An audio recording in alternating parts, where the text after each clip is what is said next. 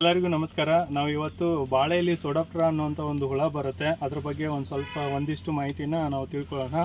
Usually ಬಾಳೆಯಲ್ಲಿ ಚಿಕ್ಕ ಗಿಡದಿಂದ ದೊಡ್ಡ ಗಿಡಗಳವರೆಗೂ ಈ ಹುಳ ಕಾಣಿಸ್ಕೊಳ್ಳುತ್ತೆ.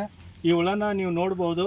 ಇಲ್ಲಿ ಯಾವ ಥರ ಫೀಡಿಂಗ್ ಮಾಡುತ್ತೆ ಅಂತಂದರೆ, ಇದು ಎಲೆಗಳ ಮೇಲೆ ಮತ್ತು ಎಲೆಗಳ ಕೆಳಭಾಗದಲ್ಲಿ ಕ್ಲೋರೋಫಿಲ್ ಪಿಗ್ಮೆಂಟ್ ಅಂತ ಏನು ಕರಿತೀವಿ, ಹಸಿರು ಭಾಗನ ಪೂರ್ತಿ ತಿನ್ನುತ್ತೆ. ತಿಂದಾಗ ಏನಾಗುತ್ತೆ ಅಂದರೆ, ಎಲೆ ಪೂರ್ತಿ ಇಲ್ಲಿ ನೋಡ್ಬೋದು ಜಾಳಿಗೆ ಥರ ಆಗಿಬಿಡುತ್ತೆ. ಇದು ಜಾಳಿಗೆ ಥರ ಆದಾಗ ಇಲ್ಲಿ ನೋಡ್ಬೋದು ನೀವು, ಕೆಳಗಡೆನೂ ಜಾಳಿಗೆ ಥರ ಆಗುತ್ತೆ. ಮತ್ತು ಇಲ್ಲಿ ಕೆಳಗಡೆ ಹುಳುಗಳು ಇರ್ತವೆ, ಇಲ್ಲಿ ನೋಡ್ಬೋದು ಹುಳುಗಳು ಇಲ್ಲಿ ಆಲ್ರೆಡಿ ಇದಾವೆ ನೋಡಿ. ಇನ್ನೂ ಸಾವಿರಾರು ಹುಳುಗಳು ನಿಮಗೆ ಕಾಣಿಸ್ಕೊಳ್ತವೆ. ನೀವು ಜಮೀನುಗಳಲ್ಲಿ ನೋಡಿರ್ಬೋದು. ಈ ಹುಳ ಹೆಂಗೆ ಅಂತಂದರೆ, ಗುಂಪಾಗಿರ್ತವೆ. ಬೆಳಗ್ಗೆ ಎಲೆ ಚೆನ್ನಾಗಿರ್ತದೆ, ನೆಕ್ಸ್ಟ್ ಡೇಗೆ ಏನಂದರೆ ಪೂರ್ತಿ ಎಲೆ ಎಲ್ಲ ಪೂರ್ತಿ ತಿಂದು ಪೂರ್ತಿ ಈ ಥರ ಪೇಪರ್ ಥರ ಮಾಡಿರ್ತವೆ. ಈ ಎಲೆಗಳನ್ನು ಅಂದರೆ ಈ ಕೀಟ ಕಂಡ ತಕ್ಷಣ ನಾವು ಸೂಕ್ತ ಕ್ರಮಗಳನ್ನು ತಗೋಬೇಕು.